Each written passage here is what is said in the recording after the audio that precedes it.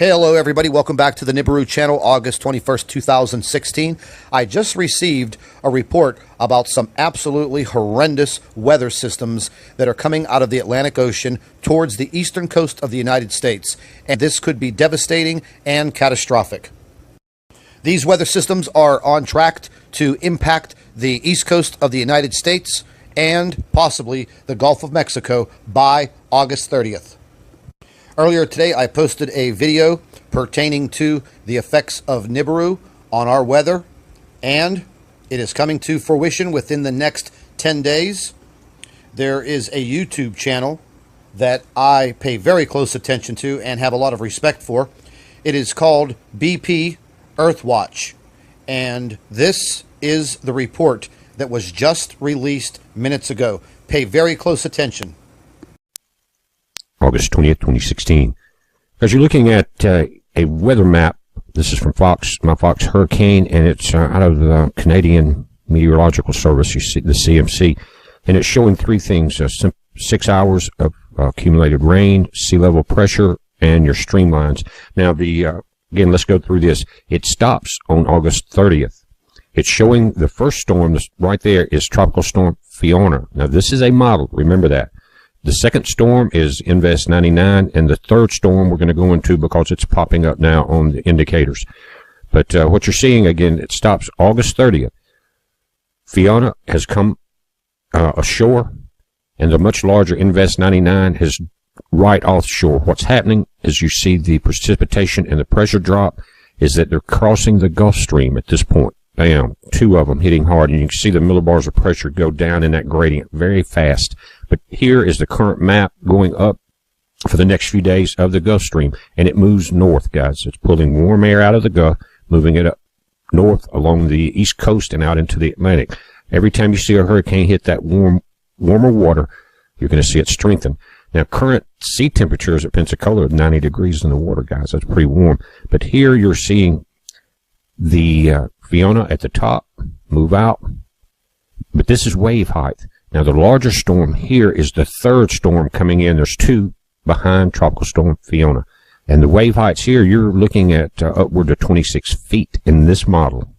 Now, look at the barometric pressure change over from yesterday until next Friday, and you can see right along the east coast the lines start to change, but that's a wide area all the way across Florida down into the Yucatan Peninsula. But that's where the pressure's changing. Now, this is current radar. You've got Tropical Storm Fiona there. It seems to be moving north.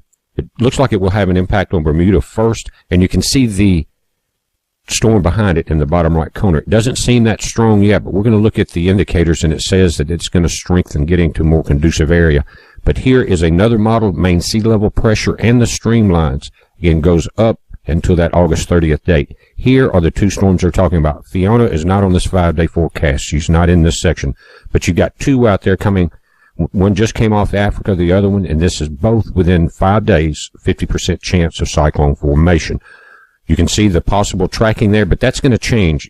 Each day the spaghetti models start to change just a little, but both have a 50% chance.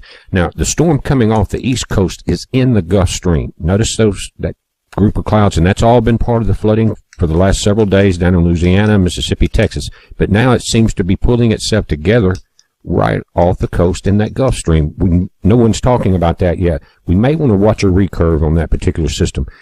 Now, backing it up in a wide view, Fiona there, the strongest storm to your right. Below that, it's almost pulling feeder bands off the larger storm. But what's important is the size of the circulation of the storm. It doesn't seem that well organized yet, but it's about to get into moisture environment, warmer water, less shear in the upper levels.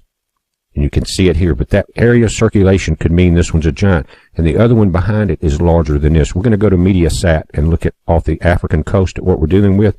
But again, Fiona and the system off the east coast, we have to watch that. Fiona seems to get up around Bermuda by some models and fizzle out, but you saw that barometric pressure model bring it into New York. Now, you've got Fiona in the far left. The first storm under her is Invest 99. The second one coming off of Africa seems to already be better organized, and it's still partially on land. But look at the size of those bands. Now, let's go back to Fiona. This white line is the GFS model, and it actually shows a recurve just before the tiny dots that are Bermuda. But remember the barometric, we're looking at models going into time, so the best way to do it is look as many models as you can and try to get an average. But as each day between now and the 30th, which is 10 days, we're going to see this change. But again, you see the two dots there of Bermuda and the different models. It is showing a pretty good curve to the north at this point.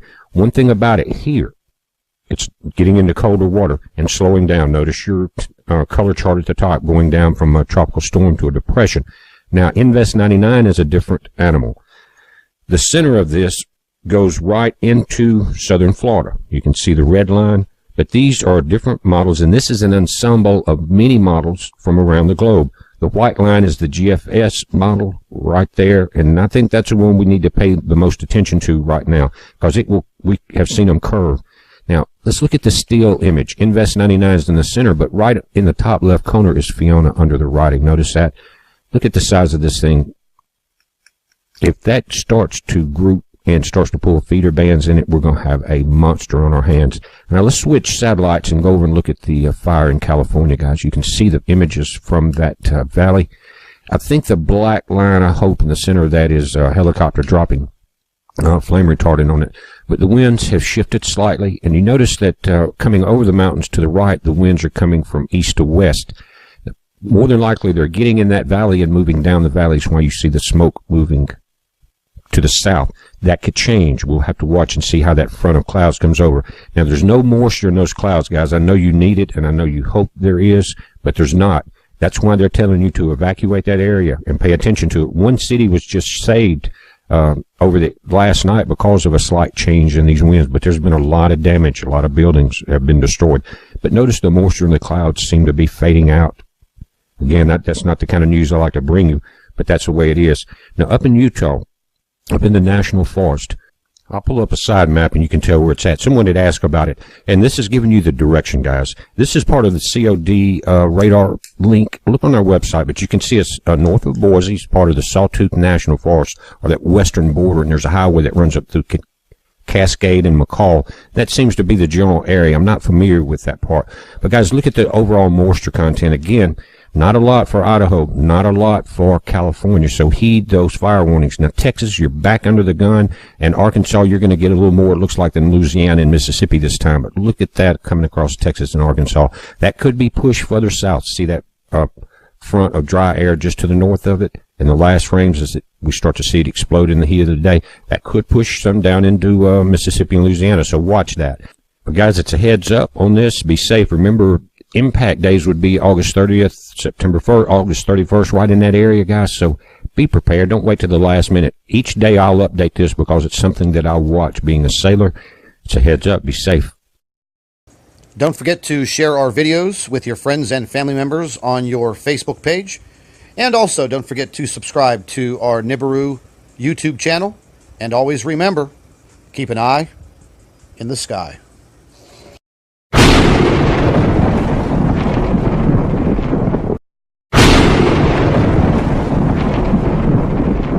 Hey, hello, everybody. Welcome back to the Nibiru channel, August 21st, 2016. I just received a report about some absolutely horrendous weather systems that are coming out of the Atlantic Ocean towards the eastern coast of the United States. And this could be devastating and catastrophic. These weather systems are on track to impact the east coast of the United States and possibly the Gulf of Mexico by August 30th. Earlier today, I posted a video pertaining to the effects of Nibiru on our weather, and it is coming to fruition within the next 10 days. There is a YouTube channel that I pay very close attention to and have a lot of respect for. It is called BP Earthwatch, and this is the report that was just released minutes ago. Pay very close attention. August 20th, 2016. As you're looking at a weather map, this is from my Fox Hurricane, and it's out of the Canadian Meteorological Service, you see the CMC, and it's showing three things.